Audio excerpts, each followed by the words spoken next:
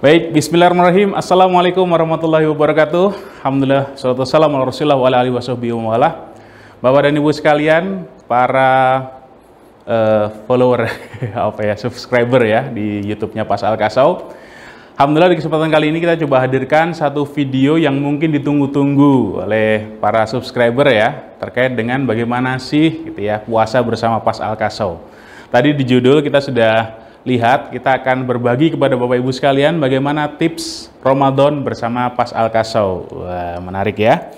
Oke, Bapak Ibu sekalian, ada mungkin di sebagian teman-teman yang hadir di melihat video ini ya, ada yang sudah pernah diterapi PAS, kemudian ada juga yang belum pernah diterapi PAS, tapi di kesempatan kali ini kita akan bagikan 4 poin insya Allah ya. 4 poin yang bisa Bapak Ibu manfaatkan untuk memperkuat atau memperbagus kondisi tubuh ya di bulan Ramadan ini. Oke, kita coba masuk ke slide-nya. Oke. Nah, ini ya, defaultnya seperti ini Bapak Ibu. Puasa itu sehat ya. Jadi puasa itu sebenarnya adalah sehat. Karena begini, kadangkala di lapangan kita ketemu sama orang-orang yang ketika ketemu bulan puasa itu malah menjadi momok bagi mereka. Gitu ya. Terutama yang punya sakit tuh ya, apalagi ketika puasa biasanya nanti kondisi tubuhnya semakin drop. Nah, ini yang kemudian ya beranggapan bahwasanya puasa itu jadi kurang sehat, padahal aslinya puasa itu sehat gitu ya. Maka di kesempatan kali ini kita akan berbagi kepada Bapak Ibu sekalian beberapa tips tadi ya. Insya Allah nanti akan sangat bermanfaat buat kita bagaimana bisa menghadapi puasa dengan lebih optimal lagi gitu ya. Oke. Nah, Bapak Ibu, ya, saya tadi sampaikan ada 4 poin ya. Insya Allah 4 poin ini akan bermanfaat bagi Bapak Ibu sekalian. Utamanya yang 3, ya, yang 3 nanti bisa dimaksimalkan untuk teman-teman atau para subscriber yang belum pernah belajar Pas Al-Kasau, gitu ya. Adapun yang 1 poin nanti akan kita fokuskan kepada teman-teman yang sudah pernah belajar Pas.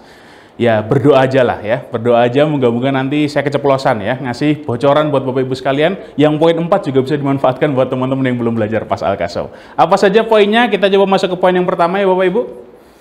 Poin pertama adalah perpanjang dan perbanyak sholat. Nah, ini poin pertama ya. Oke, sebagaimana kita ketahui Bapak Ibu sekalian, di bulan Ramadan gitu ya, ada fadilah atau kelebihan yang Allah berikan kepada umat muslim ketika dia berpuasa di bulan Ramadan ya, maka pahalanya berlipat ganda.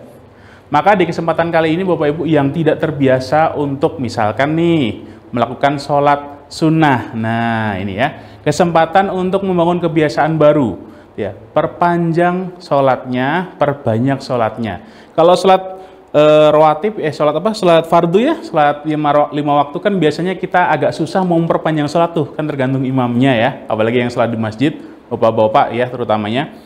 Kalau mau panjang imamnya cepet, nah akhirnya jadi cepet juga ya. Tapi ketika masuk ke poin sholat sunnah, maka di sini kita bisa bebas waktunya ya.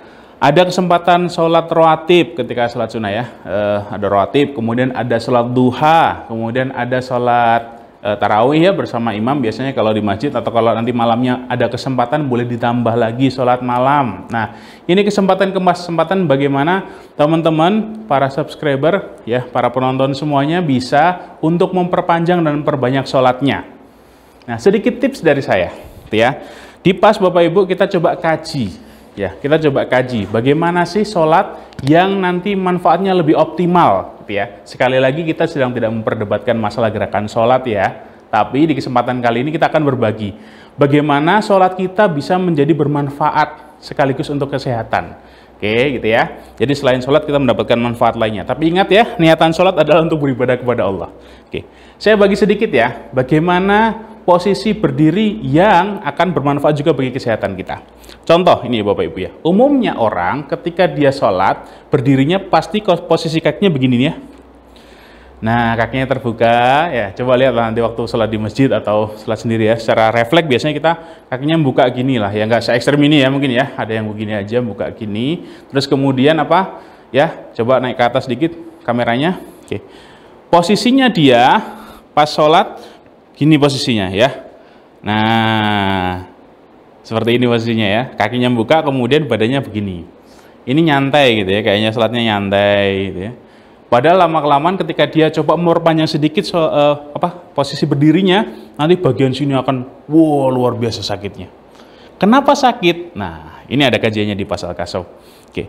Kenapa sakit? Karena tumpuan tubuh ada di bagian pinggang. Nah, ketika posisi seperti ini kaki terbuka, kemudian posisinya gini ya, ini posisi beratnya ada di bagian pinggang semua. Nah, supaya merata beratnya, kemudian tubuh ini pada posisi yang baik, bagaimana caranya? Nah, saya akan bagi di kesempatan kali ini. Oke, bagaimana caranya? Nah, pertama, Bapak Ibu sekalian, kita mulai dari kaki dulu, ya, kaki. Ya, ini juga nanti kalau Bapak Ibu belajar di beberapa hadis terkait dengan sholat, akan mendapati salah satu riwayat yang Rasulullah sebutkan, ya, ketika posisi sholat itu ada sebagian yang kemudian tumit ketemu dengan tumit sebelahnya, bahu ketemu dengan bahu sebelahnya. Nah, bagaimana sih posisinya? Kira-kira seperti ini Bapak Ibu. Nah, kaki itu posisinya apa?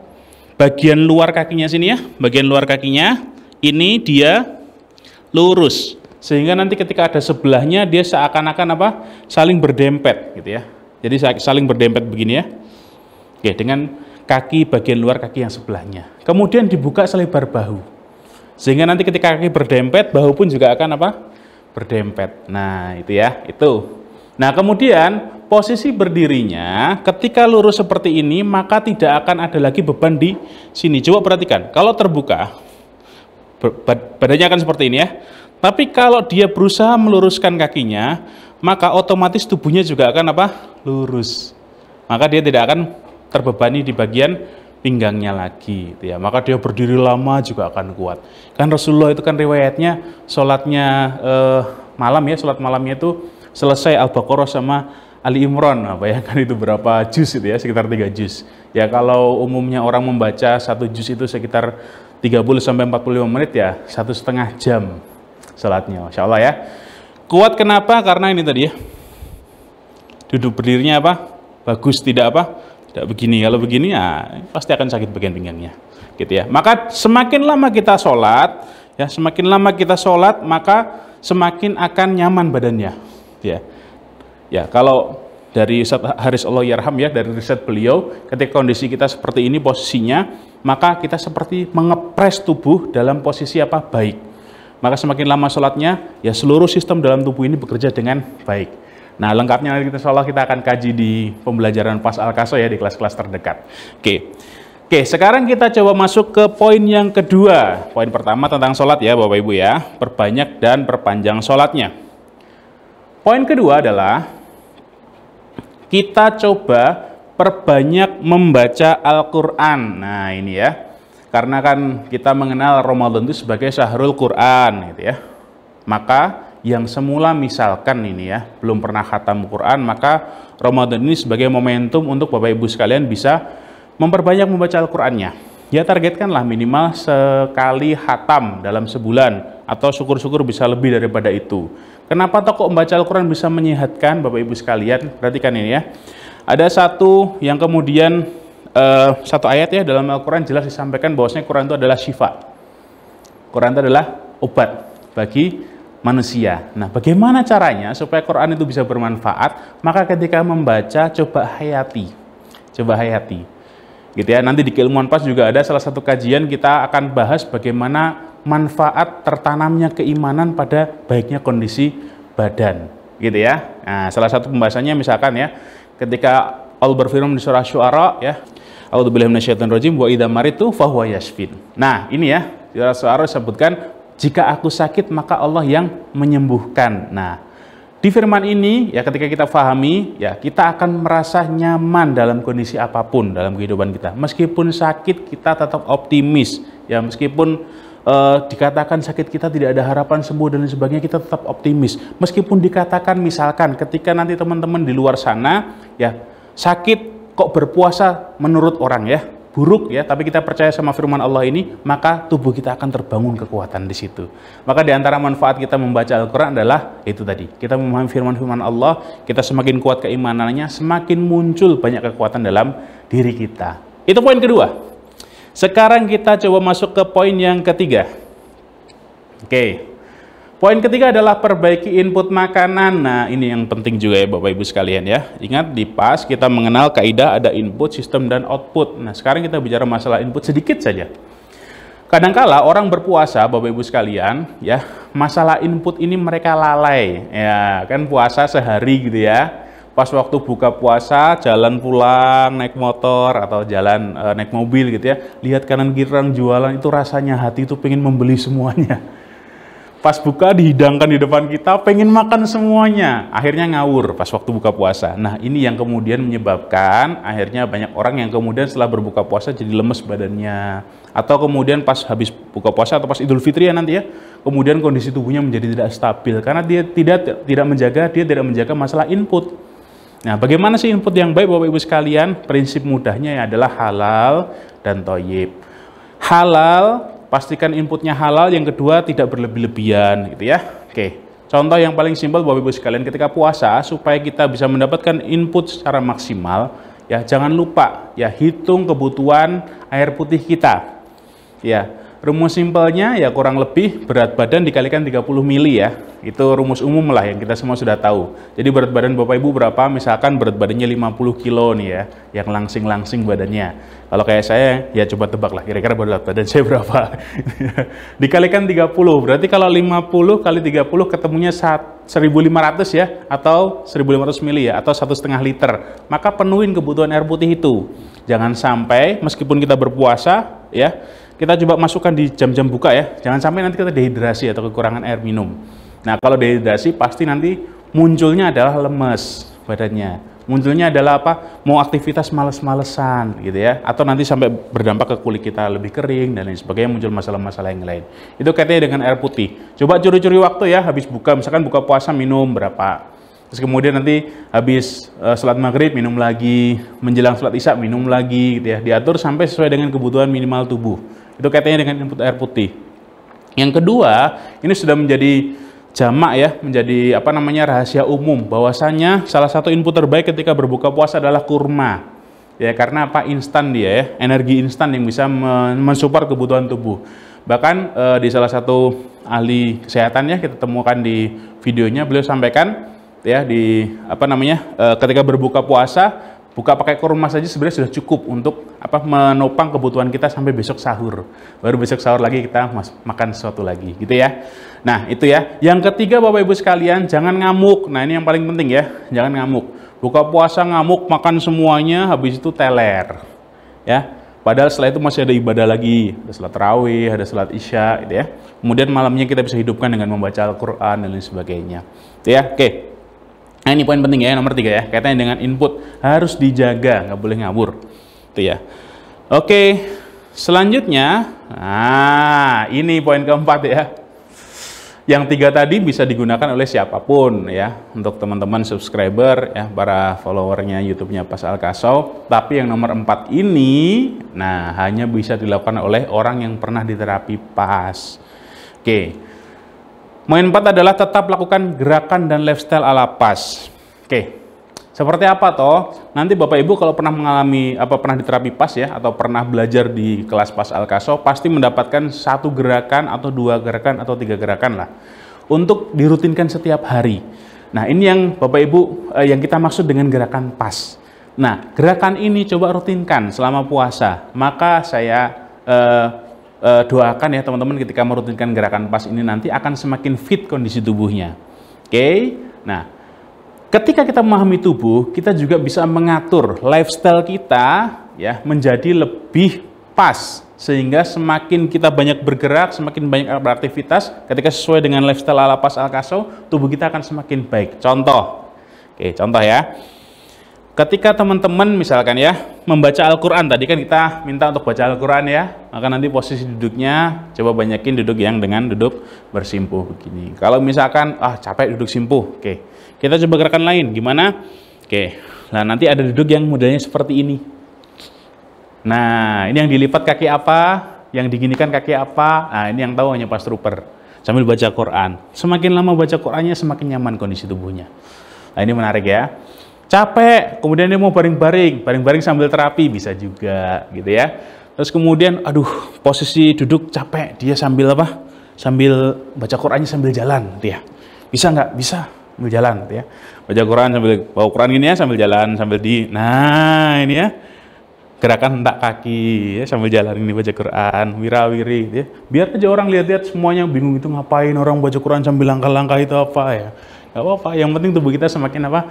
Semakin sehat. Itu diantara beberapa lifestyle yang bisa dilakukan untuk menopang kondisi tubuh kita sehingga semakin banyak puasanya atau semakin bertambah waktu puasanya ya, bisa semakin sehat kondisi tubuh kita. Oke, nah yang keempat ini ya butuh ikut kelas dulu ya, atau ketemu sama Pas Trooper dulu supaya bisa tahu kondisi tubuhnya seperti apa dan kemudian nanti bisa dikasih tahu ya, nanti lakukan gerakan ini ya, cara duduknya seperti ini ya, ini dan sebagainya. Nah, sehingga nanti kita ketika beribadah selama bulan Ramadan ya, atau beraktivitas selama bulan Ramadan, kita bisa aplikasikan dalam aktivitas kita dan tubuh kita semakin sehat. Nah, oke, itu ya 4 ya. Loh, yang belum belajar Pas pengen dikasih gerakannya ala Pas Trooper. Oh, saya kasih lah, oke, sip. Bonus lah ini nggak apa-apa ya. Saya akan bagikan satu gerakan yang insya Allah bermanfaat ya, bisa dilakukan misalkan ya teman-teman pagi atau pagi ya habis-habis subuh gitu ya, atau ba'da syuruk. Nanti kalau biasa teman-teman punya kebiasaan habis subuh baca Quran dulu sampai syuruk ya, ba'da syuruk. Kemudian atau menjelang buka puasa ya, namanya gerakan japas. Gerakan japas ini bisa dilakukan oleh siapapun, prinsipnya mudah, yang penting teman-teman mau meluangkan waktu saja. Ya. Gimana sih gerakan japas itu? Japas itu apa sih? Jalan ala Pas, gitu ya. Gerakan japas itu gimana? Jalan, namanya jalan kan jalan,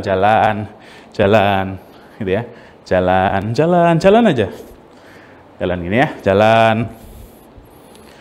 Lah, pertanyaannya, bedanya apa sih sama jalan biasa? Saya sudah biasa loh jalan setiap hari, setiap pagi apa loh. Tapi kok misalkan habis jalan kok malah tambah nggak enak badannya?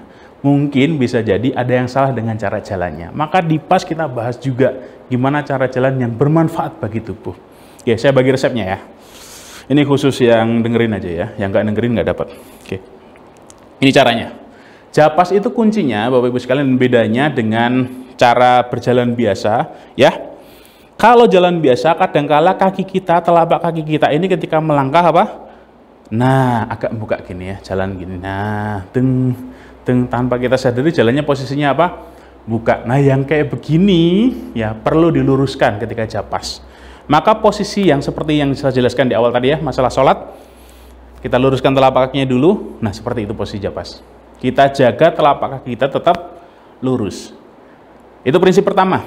Prinsip yang kedua, Bapak Ibu sekalian, untuk japas ya, kita jauhkan langkah kakinya 1,5 atau 2 kali langkah normal. Contoh, kalau kita melangkah biasa ya, itu kan langkahnya kadang cuma segini-gini aja nih. Ya, gini ya, ini langkah normal. Nah, ketika japas jauhkan, lurus, jauhkan, ya, lurus, jauhkan, ya, lurus, jauhkan. Awal-awal mungkin nanti teman-teman akan mengalami, wah kok kaku nggak enak, udah paksain aja jalan dulu. Ya, yang penting lurus telapaknya, jauhkan langkahnya. Ya, ketika nanti sudah terbiasa, badan akan semakin longgar, semakin nyaman, semakin terbiasa untuk melakukan gerakan jalan ala Pas ini. Setelah itu nanti akan muncul manfaat bagi teman-teman semuanya. Gitu ya Bapak Ibu ya. Nah, ini tips yang bisa kita bagikan di antara lifestyle ala Pas, yaitu japas. Ya, bisa dilakukan untuk teman-teman yang belum belajar Pas. Nanti kalau mendapatkan manfaatnya jangan lupa ikut kelas terdekat. Oke. Baik, itu ya 4 poin yang bisa kita bagikan di kesempatan kali ini. Semoga bermanfaat ya, dan kita doakan teman-teman semuanya, semoga Allah terima ibadah puasa kita dan mendapatkan kelancaran sampai nanti hari Idul Fitri. Oke, terima kasih. Assalamualaikum warahmatullahi wabarakatuh.